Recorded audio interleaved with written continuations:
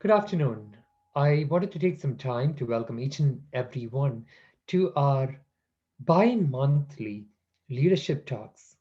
One of the goals that we have as a college is to form transformational leaders.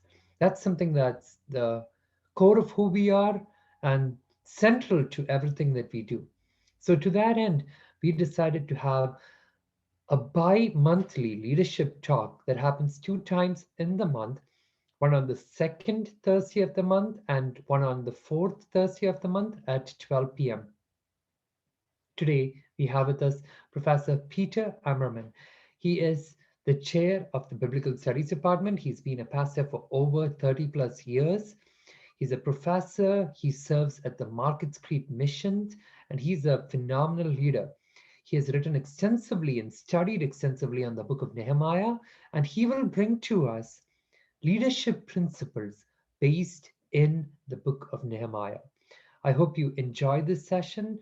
Please take some time to watch it and let me know if you have any questions. It is an amazing and transformative session.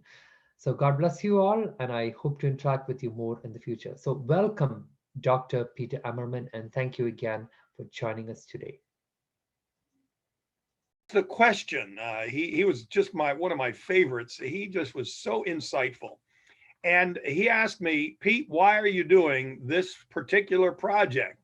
And I kind of said, well, I think we need to have good business principles in the church, but then we need to also have good spiritual principles in the church. He said, no, no, no, you're not telling me why you are doing this particular project. I said, okay. And I thought about it for a while. And I realized that there are two men that significantly influenced my life. One is my dad, who really was a successful businessman. And the other is my grandfather, who was a pastor. And so this project was trying to bring the pastor and the businessman together. And so that was really the whole project was saying, I've had dozens, hundreds probably of conversations with my father about leadership. But my grandpa was the pastoral one who just loved me as a child. And I'll never forget that and never forget the feeling I had when I was around him. So it put those together in this project. I would recommend for further reading, if you're interested in this topic, the title of this book is not great, but it's an excellent book. It's called Advanced Strategic Planning by Aubrey Malphurs. And if you want details on how to organize and strategize as an organization or a church or a business, this is excellent. It's obviously for churches, but he really has a lot of very good organizational principles. The other book I'd like to highly recommend. Oh, look at this. Oh, the author there, Peter Amerman. Well, what do you know? Shameless self-promotion. But this is that project with some questions, and I use this in a leadership class on Nehemiah to help people to discover their sense of their calling. How do we integrate our faith in every area? And how do we discern what is our God-given calling? And so that's in this book. It's for individuals.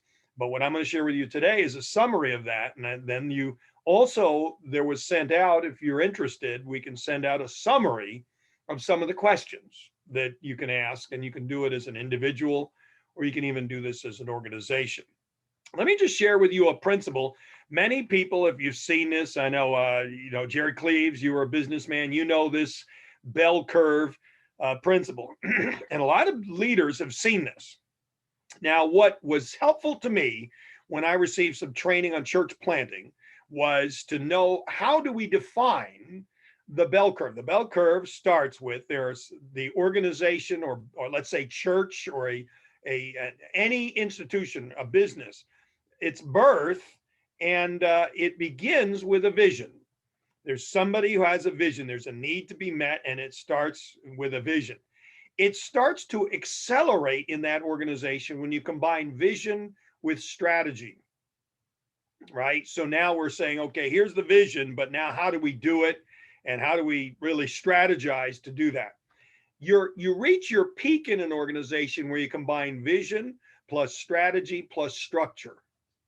And that's very important. We have to have our budgets and how we spend our money and our resources, our people resources, building, all of those. That's vision, strategy, and structure.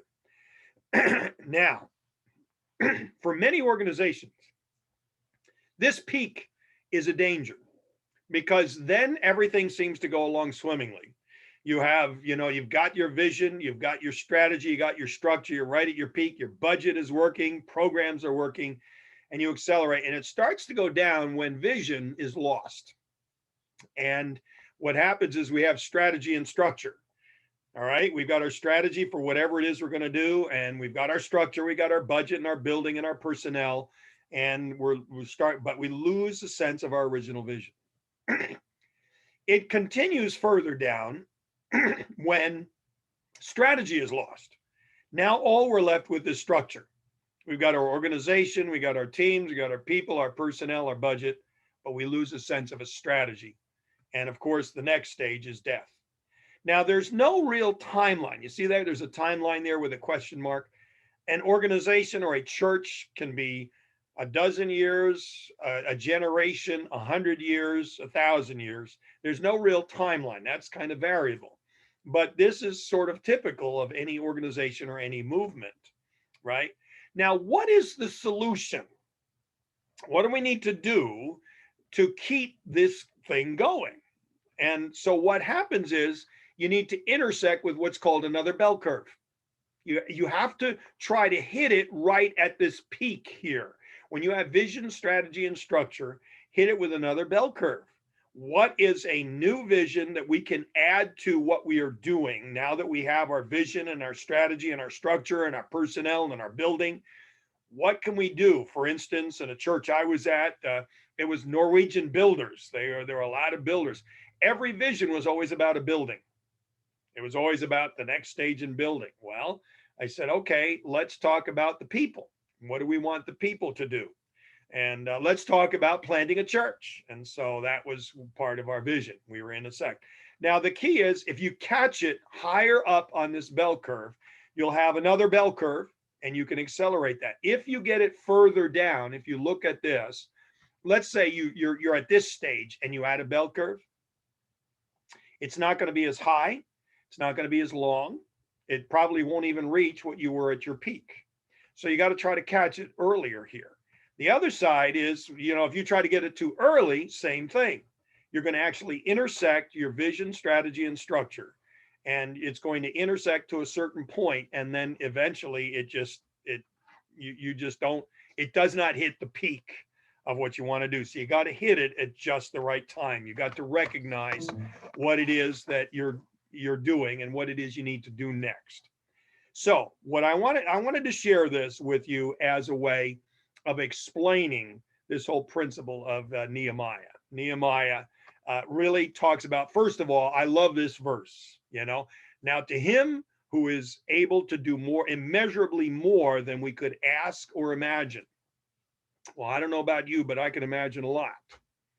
And so this is saying your potential to achieve great things for God is greater than you could even ask or imagine, right? So now, what's our problem? Our problem is we are surrounded with a culture that basically does not relate to a center or a kingdom activity. We can do this in the church, right? So I call it terminal thinking. That is, we do not have a clearly defined mission or vision. Rather, we have these activities that are ends in themselves. And so we are fragmented, we are compartmentalized. We see this in colleges. It used to be called a university, but now it's sort of more of a multiversity.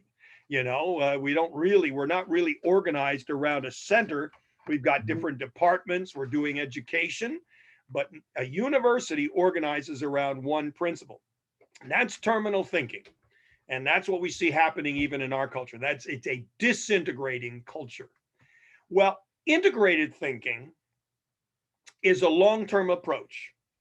It's where you relate all your activities to kingdom agenda. And you have a clearly defined mission and vision, and your activities are consistent with your vision, and they make a contribution, a positive contribution to accomplishing that mission. In other words, that I make decisions all the time about what I'm going to do based on what is God's purpose for me? What is his calling on my life individually? And when I do that, I'm starting to integrate. It's decision making. I have been asked as a leader to serve in many capacities. I've been asked for different county boards and town boards and other things, and I have to make consistent decisions that go along with my vision. Otherwise, I'll be busy and accomplishing very little for the kingdom. Well, if we're not driven by purpose and vision, what are we going to? We're going to be driven by something. You might be driven by tradition. That is, we're going to do what's always been done before. Or you're going to be driven by personalities in an organization or a church. There are dominant personalities, and maybe we will be controlled by that dominant personality versus what God has for us. We can be driven by the crowd. I'm going to be doing what the crowd is doing. Or we can be driven by finances. Money can be seen as an end in itself. It's not a means to an end, and money can control us. Money is a great servant, but it's not a good master, right? Or you can be driven by events. Circumstances are going to dictate what I do and how I'll react. I'll just react to all the things that are happening to me, and I don't have a center to what I'm doing. Or we can be driven by activity. How you doing? Busy. Busy doing what? What is it really? I can have a lot of activity, but little productivity that has any lasting purpose or meaning. And that's what we can do. Or feelings. I might do what I feel like doing at the moment, but the problem is feelings change. See, that's terminal thinking. And we are usually driven by something. And so the principle here that I want to share is Nehemiah was an integrated thinker. He was an integrated leader. That root word integrated literally means one who is, integrity is integrated. We've integrated all the parts into the whole. And I want you to see what Nehemiah did. He combined prayer power with the planning process. If I see, and especially spiritual leadership, pastors, leaders, we can err on one side or the other. We can do too much of one. We have prayer power, but we don't really have a strategy. We don't really have a planning process. Or people could say, well, let's just plan and let's get our budget and our people and our programs. And then we say, oh yeah, let's pray. Nehemiah was very balanced. You'll find at every turning point in his ministry and his work that he did. He accomplished great things for the kingdom. He combined prayer power with the planning process. That's incarnational, spiritual and material. Spiritual life, material. That's incarnational. That's how God incarnates today, right? So how does he begin? Well, he begins with concern. How do you discover this vision for your life, this mission for you? Well, start asking questions. Find a mentor, somebody who really you can ask big questions about. And so Nehemiah asked questions about the people and the land, and particularly the city of Jerusalem. And so the process of integration occurs when we start to ask penetrating questions about our situation and our calling, our surroundings, and our opportunities. Next step was he moved to communion with God, right? He prayed about it. He prayed fervently about the need as he saw it. And so the process of integration occurs when we pray specifically. Lord, here's what we see.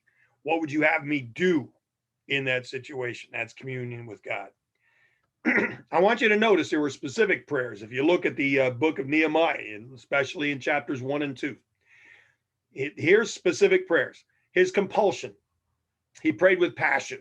He says he wept as he prayed. And if you are to discover God's purpose for your life, you're going to discover your true passion. You might be weeping over certain things that are happening or just not right. And you got to do something about it, right? Then was Nehemiah's consecration. He fasted and prayed. So you have to ask, okay, what is my fasting, my plan of fasting to accomplish what I desire? Or what things am I willing to do without? I need to assess the sacrifice I may need to make this vision a reality. Next step in his prayer was credit to God. This is where he recognizes history, and he thanked God for the history with him, with his people. Even though they were in captivity, he was praying from Persia, where they were still held captive. He thanked God for what he'd already done. And we got to thank God. And so the process of integration occurs when we look at our past and say, okay, God, you provided many blessings. I don't want to overlook any of them. His confession. I love what he did in this. He didn't blame the priests or the leaders or the kings or even these foreign oppressors. He said, it's us. It's me. I have not been the man of God I need to be. I've not done what God has asked me to do. So he confessed the sins of Israel like they were his very own. And the process of integration occurs when we're honest about our own sins of commission and omission. We've not been the people we need to be. We've not done what God has told us to do. Not only that, but then after, now this is beautiful, after he prays his prayer of confession, he had Nehemiah's conviction. Okay, I've sinned, but I still am a child of God. I'm still a child of God with a calling on my life. No matter what you've done, no matter where you've been, whatever sins you've committed, God still has a purpose for your life. And so he had the conviction. He said, look, who am I? Am I defined by my sin, or am I defined by what God says of me? And so the process of integration occurs when we have a deep conviction about our identity and who we are as men and women of God. But here's the real key point in his prayer. When he finally concludes in verse 11, I am the man, Nehemiah's conclusion. A lot of people said this needs to be done. Nehemiah was the one who stepped up and said, I'm the one to get it done. And what does it take to get to the point where you say, okay, I am the one to take care of this need? That is a real key point. So the process of integration occurs when we declare before God and before others what is our calling. All right. And so the next step then is commitment. Now he made his commitment before the king, but he had 4 months where he prayed, and he planned, because even the things he said to the king, he had a plan. And it might take a long time to pray to really get clarity on what you want to do. If you're going to get an audience with the king, you better not go and just say, well, I sort of thought about maybe rebuilding the wall. I don't know. No. You got to tell the king, I am going to do this. I need to see it through. Here are the resources I need. Here are the people I need. Here's the timeline, all of those things. And that's what he did during that time. And so his statement of mission, he said, send me to the city of Judah where my fathers are buried so I may rebuild it. That was his commitment. And so the process of integration occurs when we make a commitment and we say, I'm going to get it done. I'm going to see it through. I'm not just going to be half-hearted about this. I need to see it through. Next step was calendar and clock. See, he showed he was serious about his mission when he said, I set a time. The king said, how long is it going to take? When are you going to go? No, he set a time.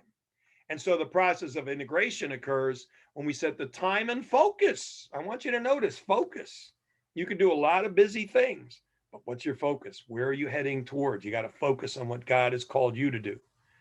Step 5 is capital, money. Now this is beautiful about Nehemiah. Watch this. He didn't just ask this powerful king, one of the most powerful kings at that time, for permission. He asked him for resources. He's pretty bold. He said, I want a letter to Asaph, keeper of the king's forest, so he'll give me timber to make the beams for the gates of the citadel by the temple and the city wall, and even my own residence. I'm going to need resources. He was very bold about his what he was asking for. And so the process of integration occurs when we set aside the finances. What is it going to cost us? Jesus said, count the cost. Step 6 is coordinating others. And you'll see, this is one of those, you call it sort of burdensome parts when you read something, because they have all these foreign names. You don't know these names. But there was a very important principle here, because he named different people, different leaders. He did it according to their callings, their gifting, their talents. He organized them. He said, where's their passion? Does their heart go out to meet this need? And so the process occurs, a process of integration occurs when we invite others and we discover who they are and what their gifts are, and we use them with their gifts to fulfill God's calling in our lives. Step 7 is begin. This is the hardest step. You who are students, the hardest sentence to write in any paper is your first sentence. When I write a sermon, the hardest sentence is that first sentence in my sermon. What am I going to start with? And that is the hardest step. I got to begin. Notice the priests led, the leaders led, and the people followed. And also the people built in front of their own house. That was a good work incentive. So the process of integration occurs when we use good motivating principles and we organize others according to what their interests and their calling and their gifts are. That is how we really begin. Now, what happens next? When you do all of that planning and prayer and you ask the king and you organize others, I'm not going to say it sometimes happens. I'm not even going to say it almost always. I will say it always happens. Just recognize this. Then it won't be disappointed when it happens, right? Crises, complications. Crises will arise. I guarantee you. It could be from Satan. He can be opposing what you're going to do. It could be just because of your own flesh. It could have just because of the temptations of the world. You will have crises if you're going to accomplish anything great for God. Nehemiah did three things with every crisis. He prayed, he dealt with the problem, but he continued to work. And so we see those crises, and every single one. He had the crisis of criticism. I'm not going to get in details just for time's sake, but the criticism, we will be criticized for our work. And so just recognize you're going to be criticized if you do something great for God. Or there's external conflict.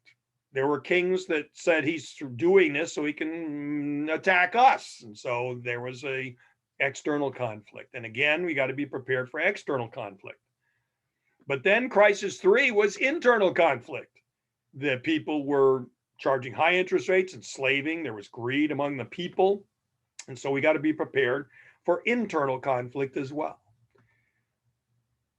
Crisis 4 was corruption, right? The enemies were saying, they were basically created a false rumor about Nehemiah. He's building the wall so he can proclaim himself as king and attack the surrounding nations. And again, you got to be prepared to be misunderstood, misquoted, and your motives questioned from those who think terminally. The final crisis was one of the most difficult. That's a counterfeit friend. See, you got to recognize a false prophet came to him and said, look, come to the temple, you'll be safe there. But he was doing that in violation of God's law regarding the temple. And so it was a false friend. And so the integrated leader had to be prepared for distractions from false teachers and false teachings that are going to try to take you off of your focus. How do we answer our critics? What is the best answer for a critic? Build your wall. Completion. We see in Nehemiah 6. I love these words. I'll tell you, you can just see it. It's just beautiful. All right. The wall was completed. Watch this. In 52 days. This was about as great as the ancient Egyptians building pyramids. How could they do that? It's a 1.25 mile wall. It's about 20 feet thick. It's 40 feet high in places. Well, all the nations around realized this was no ordinary project. They realized this work had been done with the help of God. So God was glorified and the project was completed. And that was the best answer for the critics. So you don't answer your critics with arguments, logic, or debate. You answer your critics by living for your purpose, overcoming obstacles, and complete your mission. And so, process of integration occurs when we live for our purpose, overcome obstacles, and God is glorified because of it. And then step 10 from Nehemiah 7 to 10 is celebration, right? They had the singers and the celebration. They had a big party, and we got to do that. We got to recognize. And then it says Ezra read the book, and the people were very reverent, and they were weeping as they read the book of the law. And God was just glorified in that. And be sure to celebrate what the Lord has done with us. But of course, recognize this wall was built. This was the wall Jesus rode through on Palm Sunday. And the whole purpose of this was to prepare for Jesus, the Christ. That's the last C in this, right? Because it says in 1 Peter 2, as you come to him, the living stone, rejected by men, but chosen by God and precious to him, you also, like living stones, are being built into a spiritual house to be a holy priesthood, offering spiritual sacrifices acceptable to God through Jesus Christ. For in scripture it says, see, I lay a stone in Zion, a chosen and precious cornerstone. The one who trusts in him will never be put to shame. And then this verse, watch this, is very important. Psalm 118:22, the stone the builders rejected became the very cornerstone. Jesus. The whole purpose for the building of this wall, preparation for the Messiah who would come, who would ride through and establish his kingdom right there. Right? So My question, I wanted to open this up now. This is not just lecture. I have two questions, and I want you to really talk to me if you would. First, I want to ask you, do you have a specific purpose statement for your life? Something that is completely unique, not just a general purpose statement, but something specific. For instance, I have this in my wallet. This is my purpose statement. I have, obviously, I want to walk closer with Jesus every day. My first priority was always my family, that I want them all to walk with Jesus more. They didn't get my most time, but they always got my first time. That was always the priority, to make sure that my ministry to the family, that they would walk with Jesus. And it goes on even now with our grandchildren. But then the key was in what can I do and offer the church? And I think the principle that I use in my purpose statement, I call it whole life discipleship, integration. And we're not living a compartmentalized life, but that we've done, we've written our purpose. So let me ask you, I want to leave this open. Do you have a purpose statement and for your life, not just a general purpose? Have you ever written it? And what's the importance of writing it? So let's start there.